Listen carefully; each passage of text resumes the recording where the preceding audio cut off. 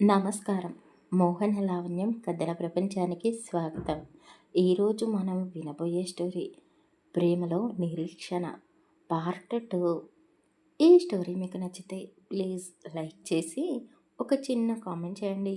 అలాగే మన ఛానల్ని సబ్స్క్రైబ్ చేసుకోవడం మర్చిపోవద్దు. ఇక ఆలస్యం చేయకుండా కథలోకి వెళ్ళిపోదామా? కోడళ్ళు ఇద్దరూ హాస్పిటల్లో ఉన్నారు అని తెలిసి సుందరయ్య తల్లిదండ్రులు హడావిడిగా అక్కడికి చేరుకున్నారు.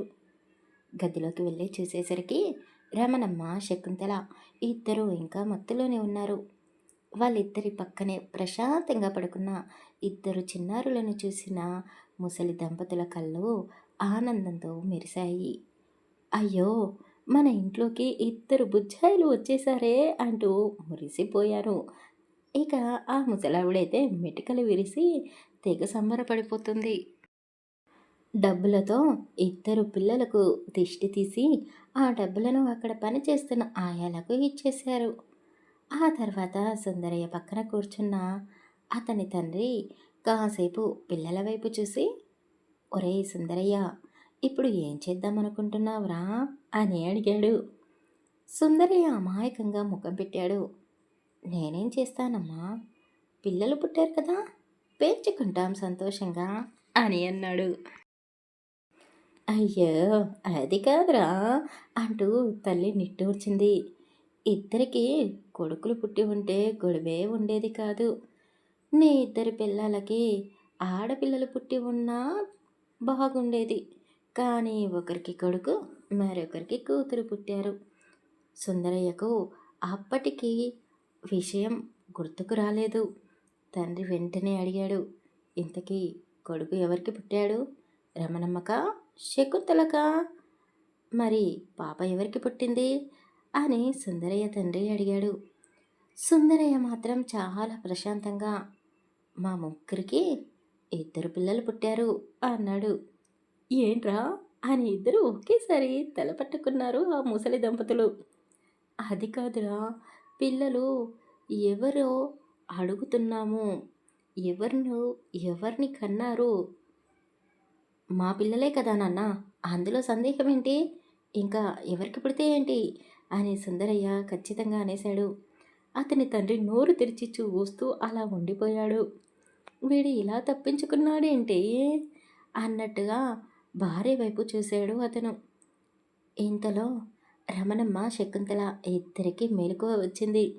మెల్లిగా కళ్ళు తెరిచి తమ దగ్గరున్న ఇద్దరు పిల్లలను చూసి ఇద్దరి ముఖాల్లోనూ ఆనందం వెల్లి విరిసింది. నాకు పుట్టింది ఎవరు అని రమరమ్మ అడిగింది. అదే సమయంలో శకుంతల కూడా నాకు పుట్టింది ఎవరు, నాకు కొడుకే పుట్టాడు కదా అంది. సుందరయ్య తల పట్టేసుకున్నాడు. అయ్యో దేవుడా, ఇప్పుడే అసలు పరీక్ష మొదలైనట్టుంది, చెప్పండి అని ఇద్దరూ ఒకేసారి మళ్ళీ పట్టుబట్టారు. సుందరయ్య మాత్రం గంభీరంగా అన్నాడు, మీ ఇద్దరికి పిల్లలు పుట్టారు, అది మాకు తెలుసు అని వాళ్ళు అన్నారు.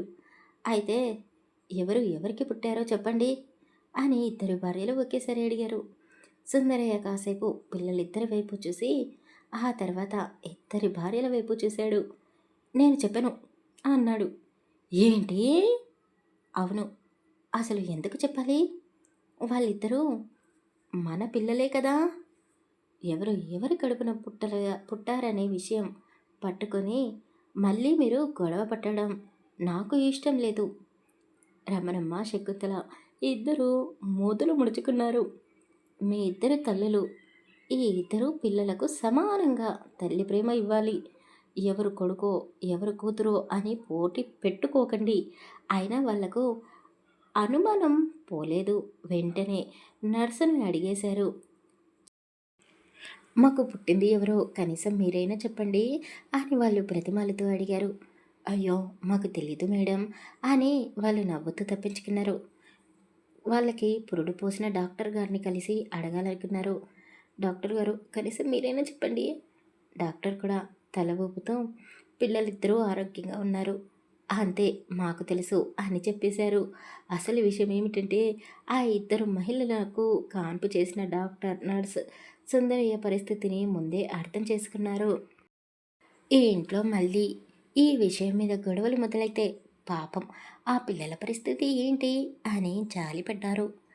కాన్పు పూర్తయిన కొద్ది రోజులకే వాళ్ళు తమ సొంత ఊరికి బదిలీ అయ్యి వెళ్ళిపోయారు. వాళ్ళ పేర్లు కూడా సుందరయ్యకు తెలీదు. ఇక రమణమ్మ శకుంతలకు ఎలా తెలుస్తుంది? అలా కొంతసేపు గడిచింది. 5 నిమిషాలు, 10 నిమిషాలు, అరగంట, ఒక గంట. అంతలో పిల్లలిద్దరూ ఒకేసారి కుక్క పెట్టి ఏడవడం మొదలుపెట్టేశారు. అయ్యో నా బిడ్డ అంటూ రమణమ్మ గుండె కరిగిపోయింది. అయ్యో బాబు అంటూ శకుంతల కూడా కంగారు పడింది. ఇద్దరూ ఒకేసారి ఉయ్యాల దగ్గరకు పరిగెత్తారు. ఒకరు బాబు వైపు చేయి చాచితే మరొకరు పాప వైపు చేయి చాచారు. అప్పుడే సుందరయ్య గంభీరంగా అన్నాడు, ఆగండి. ఇద్దరూ ఒక్కసారిగా ఆగిపోయారు. మీరిద్దరూ ఇప్పుడే పిల్లలకు పాలు ఇవ్వకండి, నేను బయట పాలు తెప్పిస్తాను. ఇద్దరు ఒకరి ఒకరు చూసుకున్నారు. పిల్లలు ఏడుస్తూనే ఉన్నారు. భర్త కోపంగా ఉన్నాడు అని వాళ్ళిద్దరికీ అర్థమైంది. కానీ తల్లి మనసు ఊరుకోవడం లేదు. చివరికి రమణమ్మ మెల్లిగా అన్నది, అయితే ఒక పని చేద్దామా? శకుంతల కూడా తల ఊపింది. ఏమిటది? నువ్వు ఒకరికి పాలిస్తే నేను ఇంకొకరికి ఇస్తాను. శకుంతల కాసేపు ఆలోచించి, అలాగే, తర్వాత మనం మార్చుకుందాం. అలా మొదటిసారి ఇద్దరు తమ మధ్య ఉన్న పోటీని పక్కన పెట్టేశారు పిల్లల కోసం. ఒకరు బిడ్డను ఒడిలోకి తీసుకుంటే మరొకరు పాపను ఎత్తుకుంటారు. పిల్లలు తల్లుల ఒడిలోకి చేరగానే ఏడుపు ఆపేశారు. సుందరయ్య దూరంగా నిలబడి ఆ దృశ్యాన్ని చూస్తూ ఉండిపోయాడు.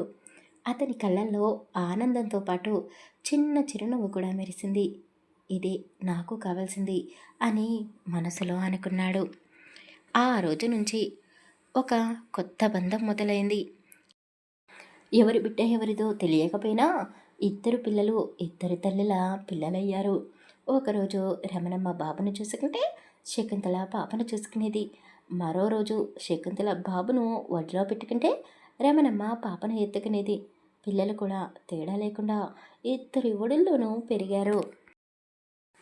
ఇద్దరు తల్లులు ఒకరికి ఒకరు పిల్లలను ఇచ్చిపుచ్చుకుంటూ ఉండడంతో ఇంట్లో అప్పుడప్పుడు సుందరయ్యకు నవ్వు కూడా వచ్చేది. అయ్యో, ఈరోజు నా కొడుకు ఎవరి దగ్గర ఉన్నాడో, నా కూతురు ఎవరి దగ్గర ఉందో నాకు కూడా తెలియడం లేదు అని తలగొక్కునేవాడు. దానికి ఇద్దరు ఒకేసారి పిల్లలు మన వాళ్ళే కదా అనేవారు. ఆ మాట విన్న సుందరయ్య గుండె నిండిపోయింది. ఇక ఆ ఇంట్లో కొడుకు కూతురు ఇద్దరు తల్లుల ప్రేమ మధ్య పెరిగారు. సుందరయ్య కూడా తన భార్యల ప్రేమను, పిల్లల నవ్వులను చూస్తూ తన జీవితంలో ఇంతకంటే గొప్ప సంపద మరొకటి లేదని అనుకునేవాడు. కాలం గడిచింది. ఆ పిల్లలు పెరుగుతున్న కొద్దీ ఇంట్లో నవ్వులు కూడా పెరిగాయి. వాళ్ళ జీవితంలో ఎన్ని కష్టాలు వచ్చినా పిల్లల ముఖాలు చూస్తే రమణమ్మ శకుంతల ఇద్దరూ అన్నీ మర్చిపోయేవారు. సుందరయ్య కూడా తన భార్యల అనురాగాన్ని, పిల్లల సంతోషాన్ని చూస్తూ తృప్తిగా జీవించడం మొదలుపెట్టాడు. అతని తల్లిదండ్రులు కూడా కొంతకాలం తర్వాత వృద్ధాప్యంతో కన్ను మూశారు. కానీ వాళ్ళు వెళ్ళిపోయే ముందు చూసిన చివరి అద్భుతమైన దృశ్యం మాత్రం ఆ పిల్లల నవ్వులు, ఆ తల్లులు ఒక్కటిగా వాళ్లకు ప్రేమను పంచడం. ఇక వాళ్ళ ఆత్మలు కూడా శాంతించాయనే చెప్పొచ్చు. ఇద్దరు తల్లుల మధ్య పెరుగుతున్న ఇద్దరు పిల్లలు అదే కుటుంబానికి మిగిలిన అతిపెద్ద సంపద. సుందరయ్య తన జీవితంలో చేసిన అతి మంచి పని ఏదైనా ఉందంటే అది తన పిల్లల్ని ఇద్దరు తల్లుల ప్రేమలో పెంచడమే. కొడుక్కి రాఘవ అని పేరు పెట్టారు. తండ్రిలా 2 పెళ్ళిళ్ళు చేసుకోకుండా శ్రీరాముడిలా ఒకే భార్యతో సంతోషంగా జీవించాలని అతని తల్లిదండ్రులు కోరుకున్నారు. అందుకే బాబుకి రాఘవ అని పేరు పెట్టారు. ఇక వాళ్ళ గారాల పట్టి కూతురికి సురేఖ అని పేరు పెట్టారు. ఇద్దరు పిల్లల్ని రమణమ్మ శకుంతల ఇద్దరు కంటికి రెప్పలా చూసుకునేవాళ్ళు. వాళ్ళ మధ్య ఎవరి పిల్లలు అనే తేడా ఎప్పుడూ చూపించలేదు. పిల్లలు స్కూల్లో చదువుకున్నప్పుడు కానీ, స్నేహితులతో ఆడుకుంటున్నప్పుడు కానీ ఎవరైనా సరదాగా అడిగేవారు, రాఘవ, మీ అమ్మ పేరేంటి? మీ నాన్న పేరేంటి? రాఘవ వెంటనే అమాయకంగా మా నాన్న సుందరయ్య, ఆ అమ్మ రమణమ్మ, ఇంకో అమ్మ శకుంతల అని చెప్పేవాడు. సురేఖ కూడా అదే మాట చెప్పేది. అంటే మీకు ఇద్దరమ్మలా? అవును. ఎందుకంత మీకు అదృష్టం అంతా అని వాళ్ళు ఈచపడేవాళ్ళు. ఇద్దరు గర్వంగా నవ్వుతూ మేము ఇద్దరం అమ్మల ముద్దుల పిల్లం అనేవాళ్ళు. వాళ్ళ చిన్నతనంలో ఇద్దరు అమ్మలు ఉండటం వాళ్ళకు చాలా ఆనందంగా అనిపించింది. ఎవరి దగ్గర ఏది అడిగినా దొరికేది. ఒక అమ్మ తిట్టినా ఇంకో అమ్మ దగ్గరికి పరిగెత్తేవాళ్ళు. కానీ పిల్లలు పెరిగే కొద్దీ ఒక సందేహం వాళ్ళ మనసుల్లో మొదలైంది. అసలు నన్న కన్న తల్లి ఎవరు? ఒకరోజు రాఘవ, సురేఖ ఇద్దరూ సుందరయ్యను నిలదీసేశారు. నాన్న, నిజం చెప్పండి, మాలో ఎవరిని ఎవరు కన్నారో మాకు తెలియాలి అని గట్టిగా అడిగేసరికి సుందరయ్య ఎప్పటిలాగే ప్రశాంతంగా అన్నాడు. మీ ఇద్దరికీ ఇద్దరూ అమ్మలే అంతే అని అన్నాడు. అబ్బా, అది కాదు నాన్న, మమ్మల్ని కన్నది ఎవరు చెప్పండి. ఎందుకు తెలుసుకోవాలని ఉంది మీకు? ఎందుకు తెలుసుకోవాలి? మీ ఇద్దరూ మా పిల్లలు. రమణమ్మ, శకుంతల ఇద్దరూ మీ అమ్మలు. అంతకంటే ముఖ్యమైన విషయం ఇంకేముంది? ఇద్దరు ఒకరి ముఖం ఒకరు చూసుకున్నారు. చివరికి సరేలే అన్నట్టుగా ఊరుకున్నారు. అలా రోజులు గడిచే కొద్దీ అసలు విషయం ఏంటన్నది వాళ్ళు మర్చిపోయారు. రమణమ్మ, శకుంతల ఇద్దరిని సమానంగా ప్రేమించారు పిల్లలు. వాళ్ళు కూడా పిల్లలిద్దరిని సమానంగానే చేరదీశారు. సుందరయ్య చేసిన ఆ పని నిజంగా గొప్పదనే చెప్పొచ్చు.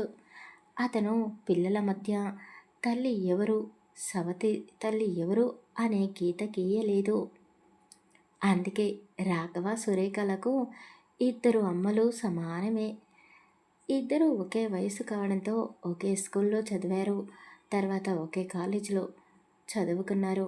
కాలేజీ చదువు పూర్తయ్యాక వాళ్ళిద్దరికీ పెళ్ళి చేయాలని పెద్దలు నిర్ణయించుకున్నారు. రాఘవకు జానకి అనే అమ్మాయితో పెళ్లి కుదిరింది. అది పెద్దలు చూసిన సంబంధమే. సురేఖకు భానుచందర్ అనే అబ్బాయితో పెళ్లి చేశారు. సురేఖ పెళ్లి తర్వాత పుట్టింటి నుంచి భారీగా కట్న కానుకలు తీసుకొని భర్తతో కలిసి పట్టణానికి కాపురానికి వెళ్ళిపోయింది. ఇక రాఘవ మాత్రం జానకిని తీసుకుని తన తల్లిదండ్రులతో కలిసి అదే ఇంట్లో కాపురం పెట్టాడు. రాఘవ అంటే రమణమ్మ, శకుంతలకి ఇద్దరికి ప్రాణం. అతను వాళ్ళ ఇద్దరి ముద్దుల కొడుకు.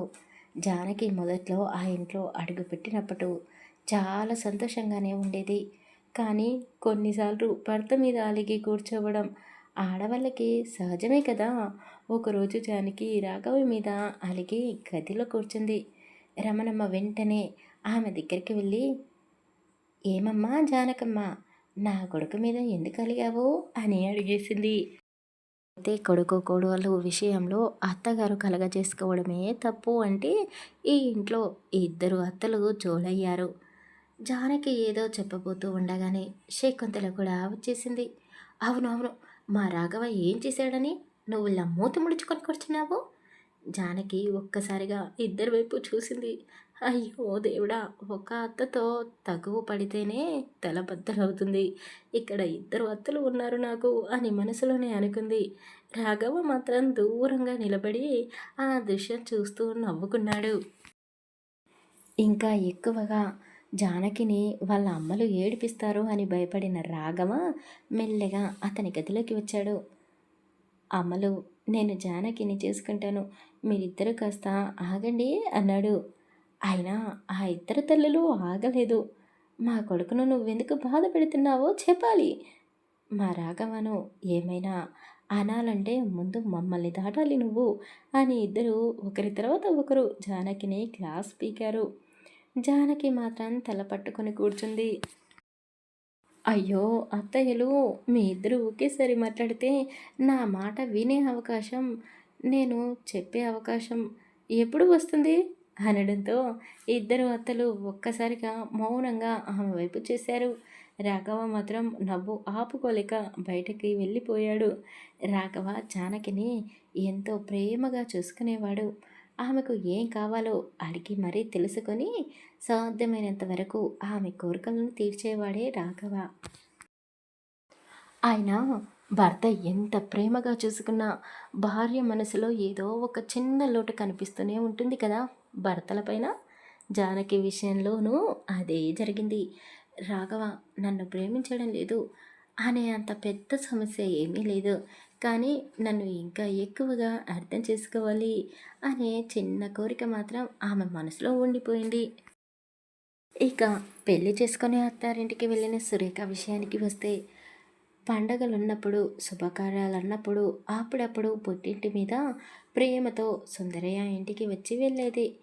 ఆమె వచ్చినప్పుడల్లా ఆ ఇల్లు మళ్ళీ చిన్ననాటి రోజుల్లా సందడిగా మారేది. రాఘవ, సురేఖ ఇద్దరు ఒకరినొకరు ఆట పట్టించుకుంటూ రమణమ్మ, శకుంతల ఇద్దరి మధ్య కూర్చొని పాత జ్ఞాపకాలు గుర్తు చేసుకుంటూ ఆ ఇల్లు మళ్ళీ నవ్వులతో నిండిపోయేది.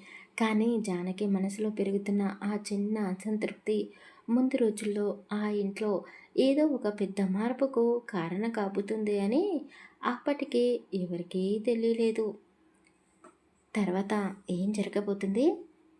ఇప్పుడు ఒక తరం అయిపోయింది సుందరయ్యది.